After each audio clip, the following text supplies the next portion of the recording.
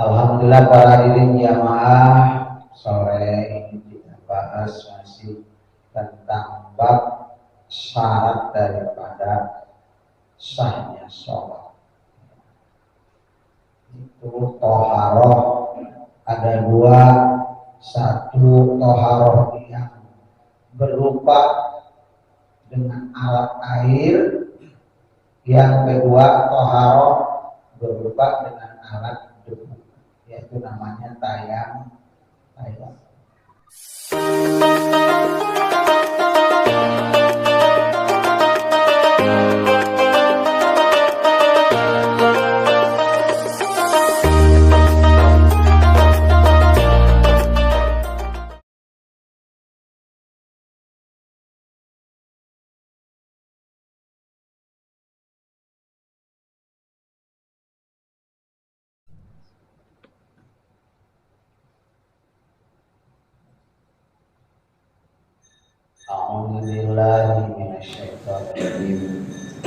Bismillahirrahmanirrahim. Faslun syurutut tayammum. Utawi pira-pira syarat tayammum iku asyaratun 10. Ayakuna sayyidu to ana apa tayammum iku biturabin kelawan nganggo lebu. Wa ayakuna lan kaping pindhone to ana apa aturabu lebu iku tahiran kang suci. Wa ayakuna lan kaping telune iku yen to ora ana apa lebu iku mustamalan kang mustamal. Wa la yukhaliqahu lan ento ora ana perkara kang nyampuri ing lebu apa dagingkun tepung wa nahwihi lan sapadane tepung. Wa ayaqa sodahu lan ento nejak sapa wong ing lebu. Wa ayam sahalan kafir namane iku yen to ngusap sapa wong wajhahu ing wajahe wong wa yadaihi lan tangan loro wong bidorbatain kelawan rong pukulan. Wa ya silan kaping pitune iku yen to ngilangaken atau bersihaken sapa wong anajasata pira-pira najis awalan ing dalem awale.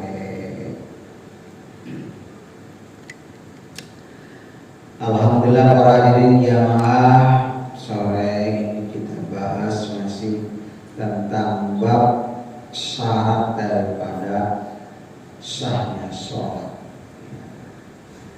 Itu toharoh ada dua, satu toharoh yang berupa dengan alat air, yang kedua toharoh berupa dengan alat debu, yaitu namanya tayang.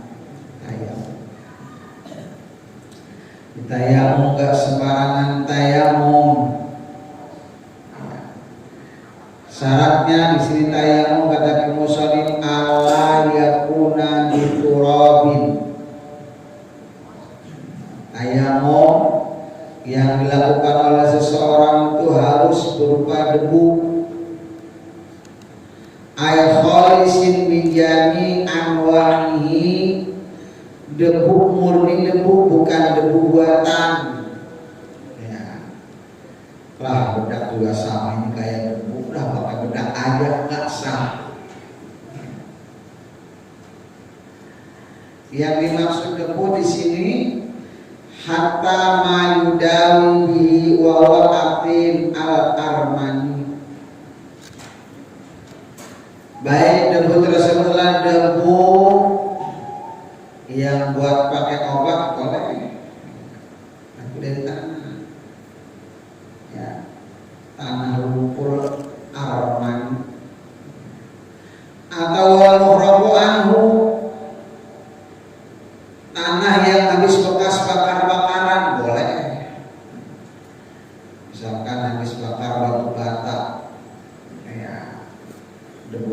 warna merah yang halusnya kita buat pakaian boleh menjadi masalah.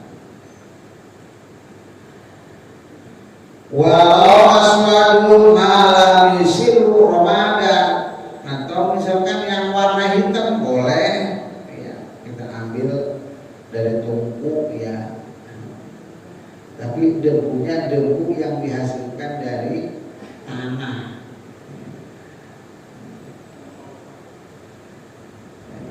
Bukan debu yang diambil daripada abu yang mana abu tersebut dari kayu bakarnya, bukan, tapi debu yang asal usulnya dari tanah.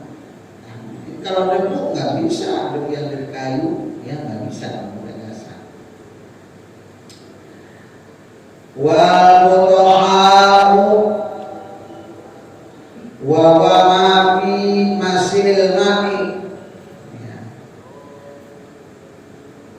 debu yang dihasilkan daripada pasir yang ada di sungai ngalir. Tiba-tiba sungainya mengering, itu boleh tuh buat pakai tayamum. Atau wasabah ay al-milhu alladhi la yubitu ma lam yaqluhu ayyalihu milhun, debu yang diambil dari atau debu yang berada di pinggir laut ya, air yang asin boleh pakai tayamum selama debu tersebut asinnya debu itu hanya sebatas rasanya, bukan berbentuk garam. Tapi kalau udah berbentuk garam itu nggak sah ya, gitu. Dengan yang ada petani garam, waduh mau wudhu nggak bisa, pakai tayamum aja ya, karena ada sesuatu mungkin udah pakai tayamum silakan, tetapi yang mana dihasilkan itu dari pasir walaupun itu rasanya asin pasirnya ya, selama itu belum berbentuk garam. Kalau udah berbentuk garam nggak boleh. Fajani malu sodiqo alaihi ismuturab kafun ya. Selama itu dinamakan debu maka otomatis belum berubah nama ya. Tapi kalau udah warna putih bukan debu, itu namanya garam. Tuh kata yang pertama. Yang kedua, ayat turab tahiran, posisi debunya memang harus debu yang suci, sebagaimana Allah memerintahkan dalam Al-Quran, fatayamamu shanidan thayyiban ay turaban tahiran, maka bertayamumlah kalian semua dengan debu yang suci, dengan debu yang bagus. Mana itu debu suci? Ya, debu yang posisinya bukan debu jalanan yang tiap hari nyek-nyek, enggak, tetapi debu yang suci itu menurut penelitian adalah juga tidak membahayakan kalau di tembok itu 1 meter ke atas. Kalau 1 meter ke bawah kemungkinan itu di tembok anak-anak suka kencing di tembok, bahaya ya. Jadi buat pakai tayamum gatal gitu, nggak boleh, membahayakan. Tapi yang 1 meter ke atas ya. Terkecuali misalkan ada seseorang punya rumah, di depan rumahnya ada yang namanya kandang bebek, kandang ayam, itu mah nggak boleh walaupun setinggi 1 meter. Kenapa? Karena debu yang nempel pada tembok adalah kemungkinan itu debu yang mengandung najis yang ada di depan rumahnya. Bagaimana kalau debu yang nempel di kaca mobil? Silakan selama itu ya 1 meter ke atas dan tidak membahayakan. Tapi ini mah mobil kan jalan, di depannya kadang-kadang di depan mobil kita ada mobil kontainer, ada mobil truk pusok, iya, yang ketika keluar dari knalpotnya itu macam-macam ya, debunya yang keluar bukan asapnya tetapi asap yang hitam pekat, berbahaya, maka itu jangan. jangan kalau membahayakan. Tadi aja mobil udah lama seminggu di rumah, jangan keluar dipakai-pakai, di kacanya ada debu, boleh nggak? Boleh, selama kalau memang tingginya 1 meter. Ini yang paling dibawa kan takut anak-anak ya, anak-anak kucing. Kucing sekarang mau hebat ya. Karena manusianya itulah ya, gambarannya maksudnya kalau kencing sembarangan diikutin oleh kucing ya. Sekarang kucing kalau masuk rumah ada kencing, najis apa tidak najis Pak. Awasi ya, hati-hati kalau berperang dengan najis luar biasa kita ya. Belum najisnya kucing, belum najisnya kotoran cicak, belum ada, luar biasa. Masya Allah. Maka kembali lagi saya tekankan, luar biasa ibadah kita, godaannya luar biasa untuk menjadikan murni dan sempurnanya ibadah kita. Ya Allah, wallahu a'lam. Kalau nggak diimbangi dengan amalan-amalan lain, ya, Masya Allah. Maka alhamdulillah ketika kita hadir dalam pengajian ada yang namanya amalan-amalan untuk penghapus dosa, ya kan? Ada amalan-amalan yang memang banyak sekali ya dalam hal ibadah kita itu tidak menjadikan bersihnya dalam dosa, tetapi itu amalan-amalan yang bikin hapusnya dosa diganti menjadi pahala. Sangat luar biasa. Satu di antaranya amalan-amalan ketika kita berwudu. Wudu yang kita lakukan itu merontokkan semua dosa di dalam tubuh kita. Maka kita mau berangkat kerja berwudu, kemanapun berwudu ya. Mau kerja bakti ngambil air wudu, semuanya kita wudu. Sehari semalam wudu 100 kali nggak apa-apa, silakan kalau kuat ya. Tapi biarnya jarang kuat ya, jarang yang kuat. Nah, yang kedua, yang ketiga adalah yang kuna mustamalan, debunya jangan debu yang mustamal. Mana debu mustamal itu? Debu yang memang apabila posisi bekas tangan kita tadi terus kita mengambil lagi di bekas tangan kita tadi, itu mustamal. Sekarang misalkan bagaimana kalau ketika kita air bekas itu mustamal, kita taburkan ke tanah, airnya air mustamal, kita taburkan ke tanah, kemudian tanah tersebut kering, ya kan? Setelah kering itu tanah, ya kan, mengandung debu, karena tanahnya kan berlumpur, mengandung debu. Debunya dipakai apa namanya buat air, sah apa tidak sah? Itu debunya bukan debu mustamal, karena yang mustamal adalah airnya. Kenapa? Kandungan airnya sudah hilang meresap. Ya, jadi kalau debu yang dihasilkan dari air yang mustamal, kemudian itu tanahnya mengering dan tanahnya itu menjadi lumpur, ketika kering maka menjadi debu, itu debu boleh dipakai buat tayamum. Ya, bukan lagi mustamal. Sebab kandungan mustamal adalah airnya. Barangkali ya, misalkan nih, ya kita air mustamal, kita siram ke tembok, setinggi 1 meter. Tiba-tiba kena angin, debu dari mana-mana nempel ke situ, ya kan, kering. Nah itu bukan debu mustamal. Debu mustamal itu adalah debu yang bekas terpakai saat itu juga kita menggunakan debu tersebut. Itu namanya debu mustamal. Enak kalau debu. Cuman hati-hati ketika kita tayamum, jangan terlalu tebal, nekannya jangan terlalu, nanti pas tebal banget nih ada 1 senti ya. Pakai debu buat tayamum, hati-hati ya. Ya, ini biasanya ya mangga gitu ya. Bagaimana kalau misalkan mandi jinabah, tayamumnya sama seperti wudu, sama seperti wudu. Ya, gitu. Ya, tentang sama tayamum yang tadinya mau mandi jinabah, katanya tayamum, pakai tayamum. Ya, seluruh tubuhnya digesek-gesekin ke tembok. Oh, siap. Biasa. Terus tanpa selembar pakaian pun selalu sama seperti hari kita mandi telanjang katanya. Waduh, bahaya yang kayak gitu. Iya, ini diamankan namanya kayak gitu tuh. Iya, ini diamankan di Pak yang disebut ini. Kenapa ada orang yang guling-guling di jalan ngapain lagi melakukan tayamum? Karena apa? Karena menghilangkan hadas besar katanya. Awas hati-hati. Ya kayak gitu. Ini tetap sama seperti berwudu ya. Wa ayyuhal daqiqun wa nahi. Yang keempat, posisi debu tidak boleh dicampur. Ya.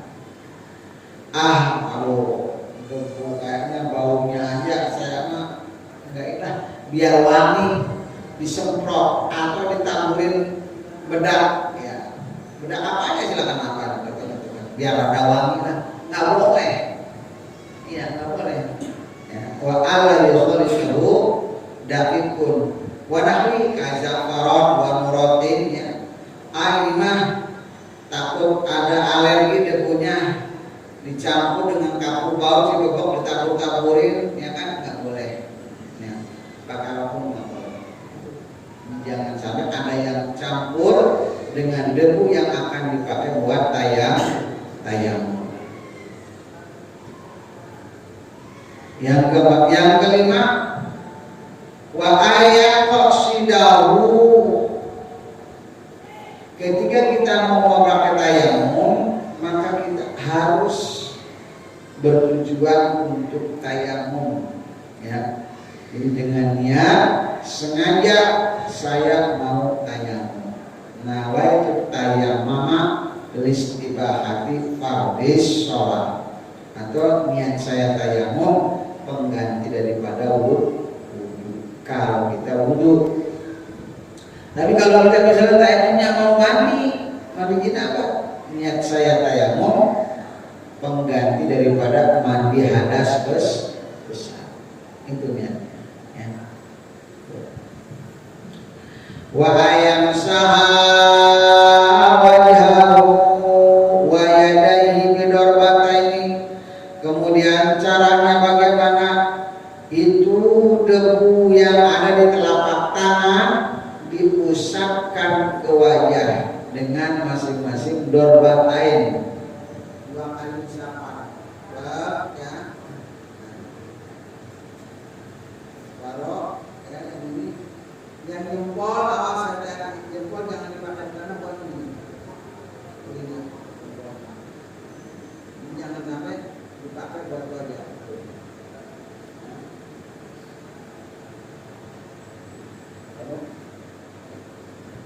Yang sebelah kiri sama ya.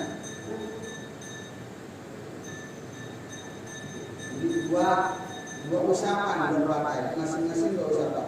Wajah dua usapan, tangan pun sama. Nah bekas yang tadi jangan kita ambil lagi, pindah sebelahnya ya tangan. Jempol yang ngambil dipakai karena buat itu jempol gitu. Nah, terus yang ini pun sama. Seperti itulah. Ya. Ini ringan. Ya.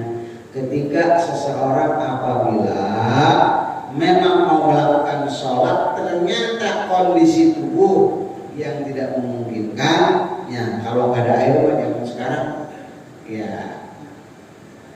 ya belum sampai ke situ ya, darurat air kita mah alhamdulillah ya masih belum terjadi.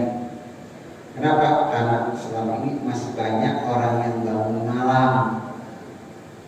Ya, bangun malam, tahajud, zikir, ya. Tuh. Kata Allah selama di dalam satu lingkungan banyak orang tua yang mau bangun malam, banyak anak kecil yang masih menangis di malam hari, ya. Itu Allah akan mendekatkan keberkahan dari bumi kepada lingkungan tersebut. Mana airnya? Alhamdulillah kita dapat airnya. Kita pakai dalam lagi, kurang dalam lagi, kurang dalam terus, ya kan, semakin menjauh. Maka kita harus terima kasih yang aki-aki, ya aki-aki ini ya harus kita pelihara, ya, harus kita rawat, terutama keluarganya. Sebab dengan adanya seorang kakek-kakek, nenek-nenek yang masih mau bangun tengah malam, mau zikir, mau sholat, mau tafakur kepada Allah Subhanahu wa Ta'ala, itulah keberkahan akan Allah limpahkan dalam suatu lingkungan. Tapi kalau misalkan aki-aki ini gayanya gaya anak-anak atau gaya anak muda, aduh masya Allah, bahaya. Ya. Iya.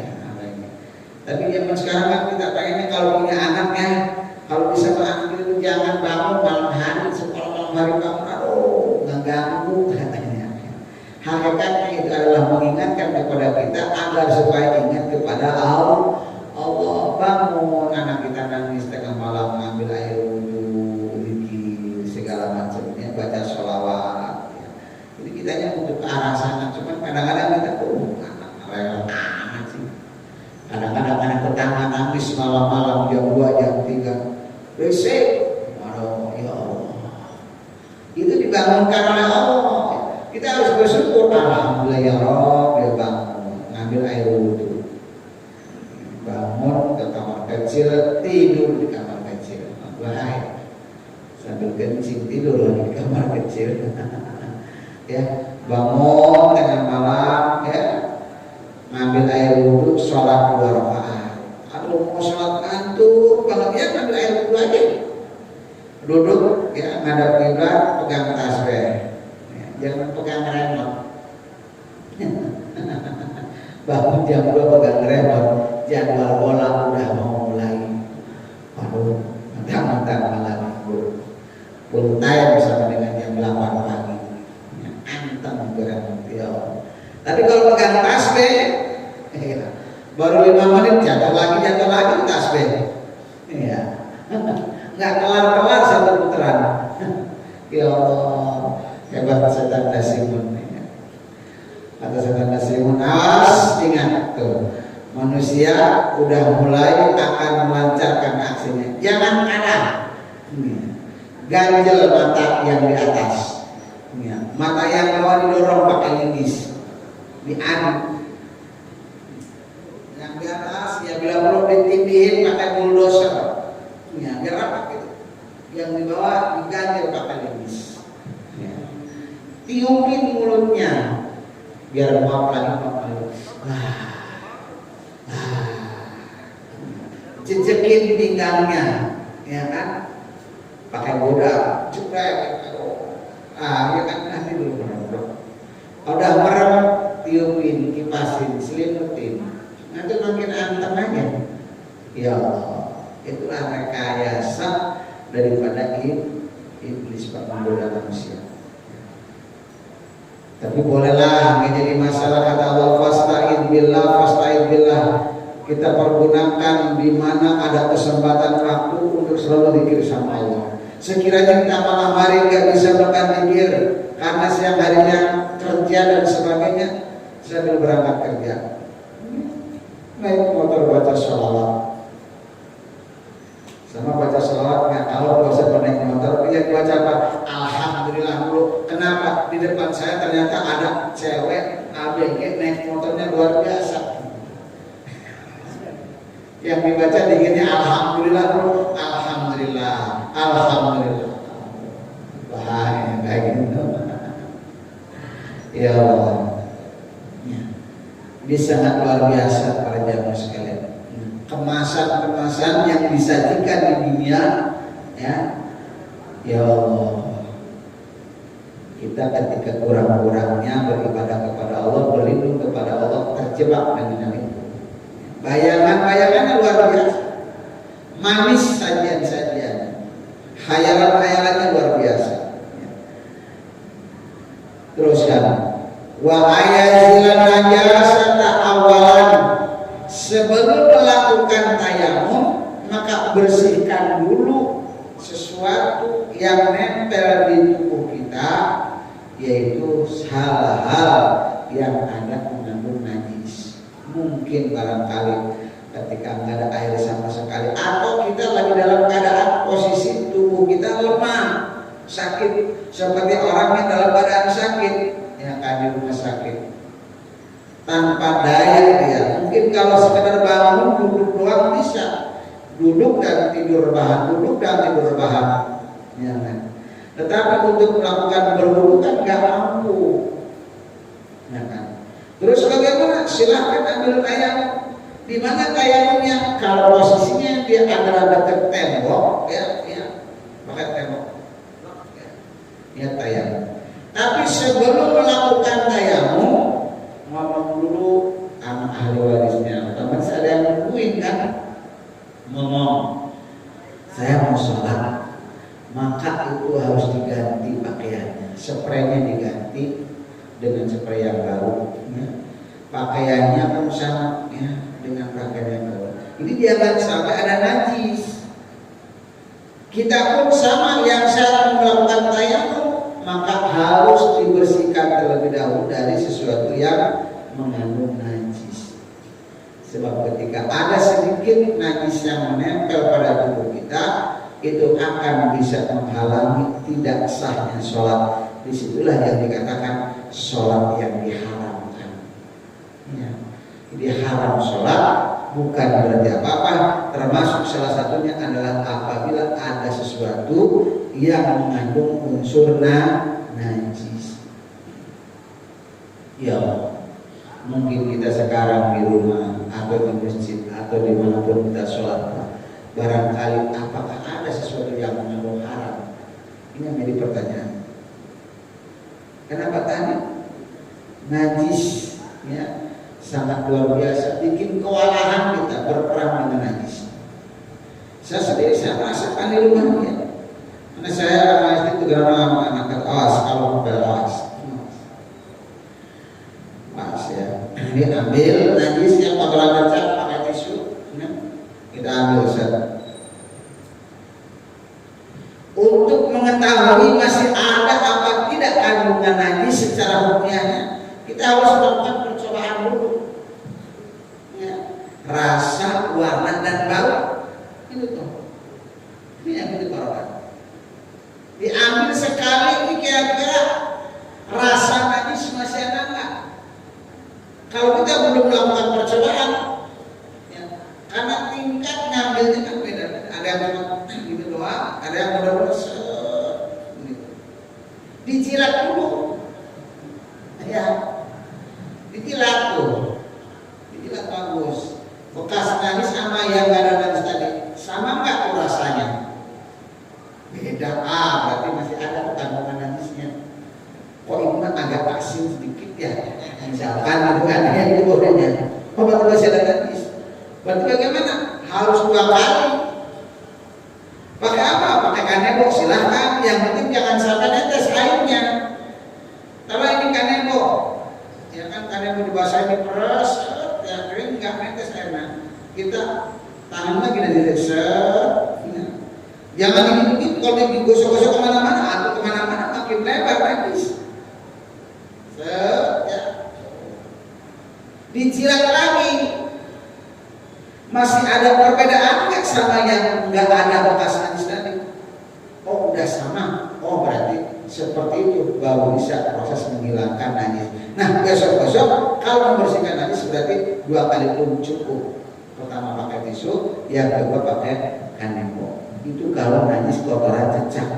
Ini kalau kotoran ayam yang lebar, atau kucing buang kotoran, ya kan?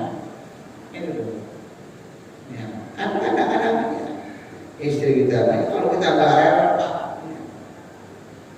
sekarang suka sering istri kalau lagi kesel, mungkin lagi capek sekarang, maaf dulu. Iya. Ya, udah, sini. Ya, saya makan nangis. Mama yang lanjut itu. Kadang-kadang kasihan juga ya. Mungkin lagi capek kali ya. Ini kan kadang-kadang kita nggak perlu dengan hal itu. Wah, nggak ada yang tahu ini mah. Seperti sekali, udah pakai pewangi beres gosok kesana kemari, maka dalam rumah kita semuanya ada mengandung unsur najis. Ketika itu terjadi, ya Allah, idza fasada sa'iru amali, ketika syarat sahnya sholatnya itu tidak mendukung, maka tidak sempurnalah sholat. Ketika sholat tidak sempurna, maka tidak sahlah sholat. Ketika tidak sah sholat, maka itulah kita melakukan sholat tetapi dalam keadaan haram alias dosa. Maka siap-siap sholat akan berpaling dengan kita karena kita tidak mempedulikan dengan syarat sahnya sholat. Kata sholat, ya Allah, saya tidak dipedulikan sama manusia, maka demi Engkau ya Rabb, aku menjadi saksi di hadapanmu bahwa ini manusia tidak pernah benar dalam melakukan sholatnya. Sholat jadi saksi di hadapan Allah ketidakbenaran, ketidakberesan ibadah sholat kita, ya Allah. Ya, kalau kita tadi ya, masya Allah. Kenapa? Di situ ada nilai apa? Untuk meredam sifat takabur, penyakit hati, sifat hasud, sifat ria, sifat ujub, sifat sum'ah yang ada di dalam hati kita. Kan kadang-kadang kita suka begini nih. Ya. Kita yang melakukan sholat, kita yang melakukan puasa, anggapannya anak kita ini udah cukup, udah lebih bagus, udah lebih baik. Iya, itu bahaya tuh. Bahaya ketika melihat orang lain yang masih belum sholat atau tidak melakukan sholat, timbul rasa dalam hati kita, tuh gua adalah orang yang paling beruntung daripada dia, padahal belum tentu ya, karena kata Imam Ghazali, orang yang tidak sholat, iya, kita harus berbilang atau berkata dalam hati kita, ya Allah ya Rabb, mereka tidak sholat, mereka melakukan perbuatan dosa karena kebodohannya. Sementara kami, iya, tahu tentang hukumnya, kami mengerti tentang hal itu, tetapi sholat kami masih penuh tanda tanya. Ini sholat kami mungkin lebih berat daripada dosa yang mereka lakukan. Dia melakukan meninggalkan sholat udah barang tentu karena dia bodoh, nggak ngerti. Tapi kami orang yang ngerti, kelihatannya doang sholat, tapi ternyata masya Allah masih banyak kurang. Jadi hati kita tuh ya ditekan dengan yang namanya nasihat. Ya kata ibadah dokter. Ketika melihat orang tua, ya Allah, sungguh sangat beruntung orang itu. Dengan pengalamannya, dengan usianya yang tua, otomatis ibadahnya pun lebih banyak daripada saya. Sementara saya baru saja, sedangkan umur saya masih sudah segini, tapi baru mulai mau belajar melakukan ibadah sholat. Sementara mereka mungkin sholatnya lebih banyak, puasanya lebih banyak, amalannya lebih banyak. Itu dan itu. Nah inilah. Ya, jadi akan semakin selamatnya diri kita merasa kurang di hadapan Allah dalam melakukan ibadah, sehingga semakin termotivasi untuk selalu zikir, untuk selalu baca la ilaha illallah, untuk selalu baca sholawat, untuk selalu ingat dengan kematian, untuk selalu memperbaiki dalam hal kekurangan ibadah itu. Ya. Tapi kalau kita tidak ada rasa kesal, wow, anggapannya kita paling hebat aja. Nah inilah. Ya. Maka di sini wa ayazilan najasata awalan, ketika mau melakukan tayamum terlebih dahulu bersihkan sesuatu yang mengandung unsur najis. Wudu pun sama, ya wudu pun sama. Cuma kalau wudu membersihkan najisnya dengan air kan lebih mudah, ya relatif lebih mudah. Tapi kalau tayamum, ya, nah ini kan ada kesulitan-kesulitan dalam membersihkan. Maka harus benar-benar kita cek dalam tubuh kita pakaian kita, tempat sholat kita. Contoh seperti kita lagi musim hujan Pak ya.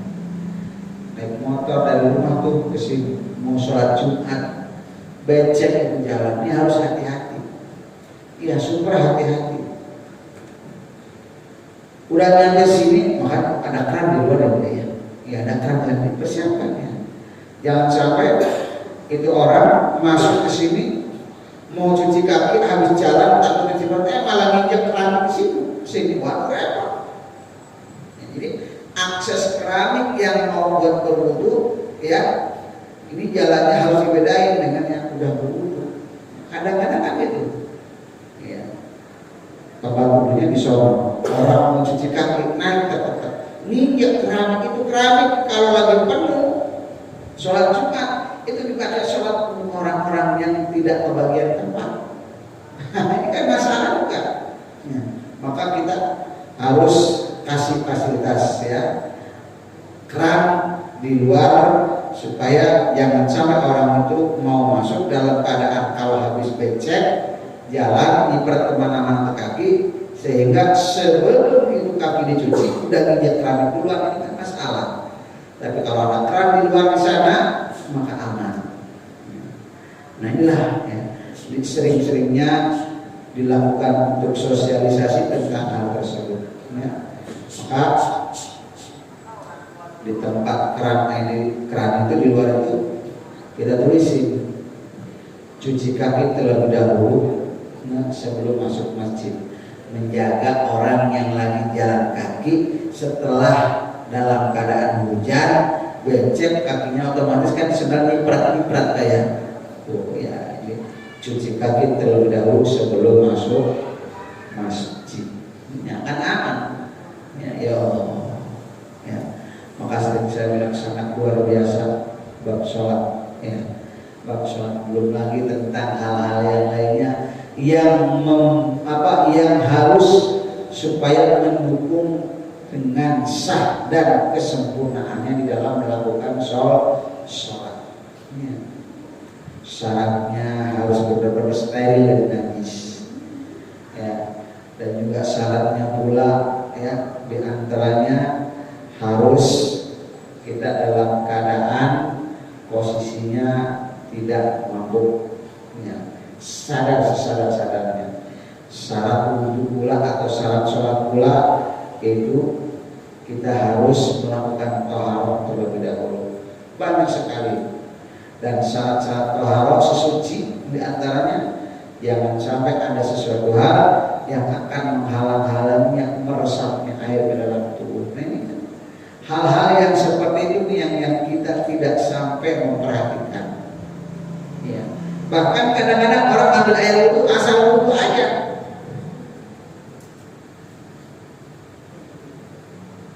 Ketika kita wudhu, ini enggak saunya ya, kenapa? Karena bagian ini adalah bagian wajah. Kenapa? Batas wajah min mana binti sya'ri, dari mulai tumbuh rambut secara umum ya, secara umum tumbuh rambut. Artinya sebelum tumbuh rambut, misalkan ada orang yang botak di sana sini, rambutnya tumbuhnya di sini, ke sini enggak ada, maka batas wajahnya tetap ini. Karena secara umum tumbuh rambut itu ada di sini, bukan di sini ya. Jadi kali ini bukan bagian daripada wajah, bagian daripada kepala misalkan ya. Atau ada orang yang botak sini, botak rambutnya cuma di sini doang, maka ini tetap udah dikatakan bagian kepala secara umum ya. Tuh.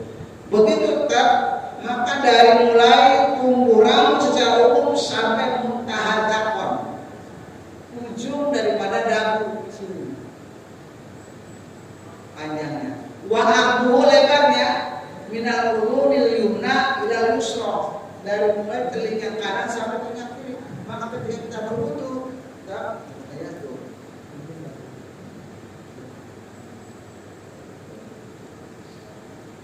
Ini namanya adabu, menggosok anggota wudu dengan air, itu bagian daripada sunnah. Nah kalau cuma nalarnya ini dulu, satu tetes aja satu tetes jarum, satu titik jarum tidak tersentuh dengan usapan air wudhu, maka tidak salah wudhu kita. Ya. Sangat luar biasa. Belum lagi kita orang yang beraktivitas itu ada kadang-kadang mengandung keringat kita itu, ya bahasanya komedo ya. Terus ada lagi kayak mengandung garam gitu ya. Iya kan ada ya, tubuh orang kan beda-beda ya.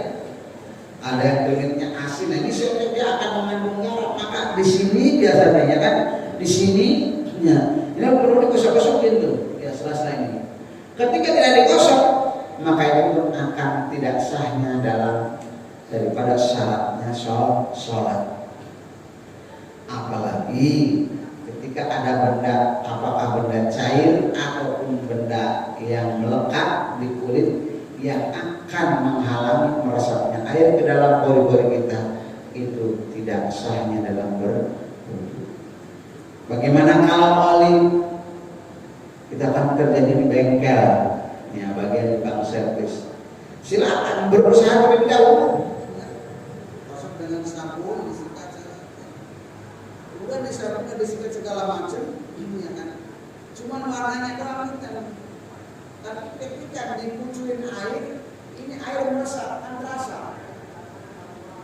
dingin, meresap, berarti air meresap, maka itu tidak menjadi penghalang di dalam sahnya sholat.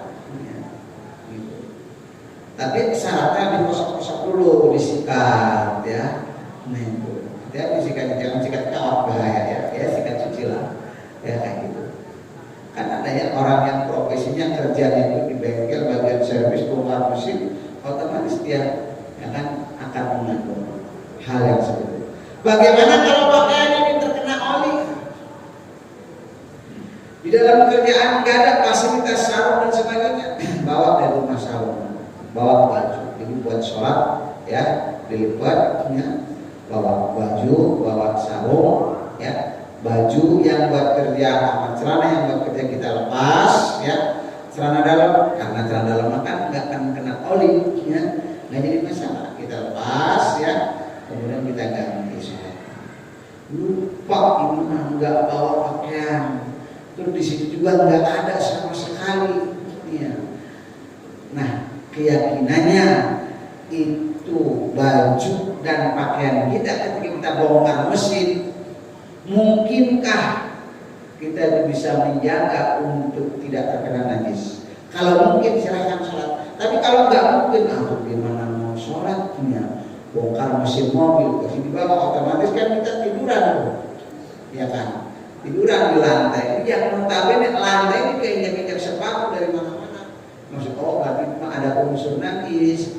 Terus bagaimana ini sholatnya? Nggak usah sholat. Ya. Maka dia dikodok sholatnya nanti kalau nyampe rumah. Besok-besok wajib bawa gantinya. Iya. Kalau memang demikian, mau sholat ya nggak ada. Teman juga sama, ya nggak ada yang bawa sarung, nggak ada yang bawa ini segala macam. Ya kan orang kalau yang nggak paham dengan hal ibadah kan, iya nggak peduli untuk membawa fasilitas dalam melakukan ibadah. Tapi kalau orang yang peduli terhadap dirinya sendiri, maka dalam keadaan apapun pakaian untuk syarat sholat dia kemanapun harus bawa. Seperti orang tiara. Ya. Makanya sekarang anak rela sama ibu-ibu kalau ikut ziarah pada bawa mukena ya. Kan di sini juga biasanya ada, iya biasanya ada, biasanya, ya. Tapi berjaga-jaga, takut tiba-tiba udah nyampe sana itu mukenanya dicuci, ya pengurus, ya bawanya ada bawanya. Kenapa takut begitu Pak? Berjaga-jaga. Tapi nggak usah bawa semua lah, nanti gantian ya silakan. Yang penting nanti ziarahnya paling ya waktu kok. Ya, kalau udah bawa kan tinggal wudhu, ngantri wudhu doang, pakai mukena masing-masing set, ya kan? Gue enak. Kadang-kadang kan ya Allah ya mukena ya, katanya Pak saya nggak sholat tadi, kenapa? Itu mukenanya di sono wow banget. Nah apa? Nah, makanya suruh bawa mukena kalau tiara Mukena sendiri makan enak aja dipakai ya. Kalau yang mukena dipakai orang, banyak orang-orang kan basah nggak sih dikeringin pakai lagi ya kan. Ini kan bermasalah. Terus nggak sholat siapa? Makanya besok-besok kalau dia bawa mukena saya bilang, ya, ini nggak bawa mukena ngejaga bisa juga anak kalau itu pakai tahu ya aromanya luar biasa. Ini akan menjadikan penghalang bahasanya dia mau ziarah tetapi ternyata meninggalkan ibadah sholat. Jangan sampai kadang-kadang kita suka salah paham gitu ya. Ziarah kamu tapi sholat aja di rumah. Ya Allah tuh gimana mau dikabul? Wasilahnya doanya, ya kan? Maka itu jangan sampai terjadi. Ya. Kalau kita lagi pergi terus mau sholat kebetulan pakaian kotor yang misal juga nggak ada yang kena, kita sholat pakai mukena. Kita sholat ya seorang laki-laki sholat pakai mukena. Ya. Boleh-boleh saja, ya. Tetapi bagian bawahnya pengganti sarung, ya. Atasnya ya pakai kaos dalam ya, kaos koblok boleh silakan, nggak apa-apa. Kalau memang demikian keadaannya, bepergian dalam perjalanan ternyata diperkirakan 1 hari nyampe di luar dugaan, misalkan gitu ya, bisa jadi bikin macet ya kan, atau kendaraan bermasalah segala macam, waduh belepotan nggak tahu-tahuan. Tapi pakaian dalam, kaos dalam pakai kayak kita, nggak belepotan, nggak apa-apa, cuma bekas keringat doang. Baju luar silakan pakai. Celana ya dicopot, pakai celana pendek doang segini. Mungkin ambil yang bawahnya, ya.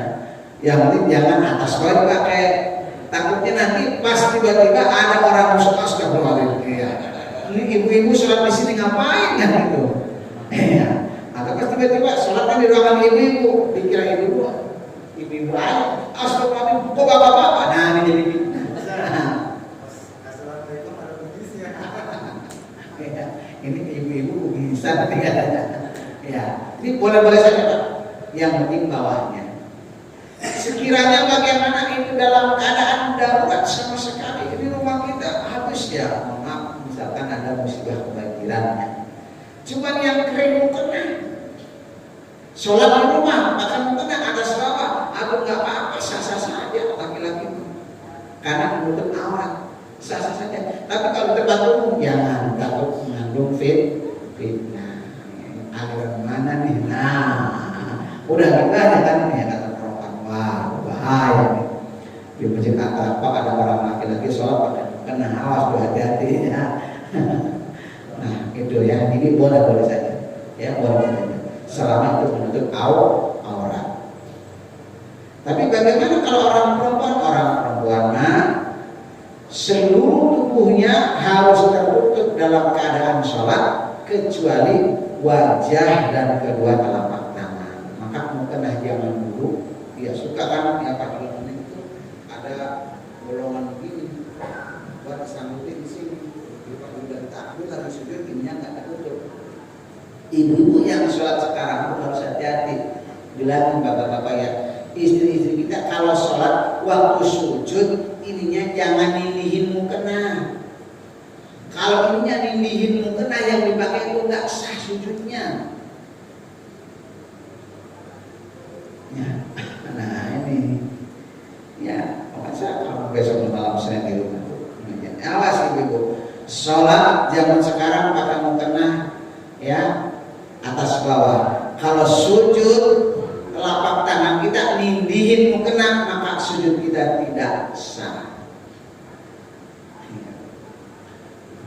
Oh iya, kenapa? Karena itu mukena ikut bergerak dengan tubuh kita. Sama halnya seperti kita seorang laki-laki pakai sorban, mau sujud, sorban sedikit ketindihan sama kening kita, atau sini kita tangan ini nggak sah tuh sujudnya. Kenapa? Karena ikut bergerak dengan tubuh kita. Kalau nggak bergerak dengan tubuh kita, nggak menjadi masalah. Maka lebih afdol ya mau kena yang zaman dulu. Allah Akbar, ya dia aman dah. Ya. Cuma zaman sekarang kan lah, ya, kayaknya kuno banget. Padahal enak, ya, nggak bikin ribet. Coba mau kena zaman sekarang, aduh. Kita perhatiin aja. Nih, ya sering kita sampaikan. Demi untuk kesempurnaan ibadah sholat id, sholat id.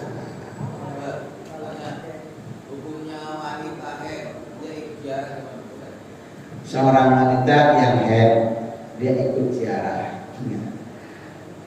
Ini begini, ahli kubur ketika ada orang yang punya junub itu artinya punya haid atau nifas, atau misalkan kita orang laki-laki belum sempat mandi, ikut ngantar ke kuburan, maka ahli kubur menjerit luar biasa.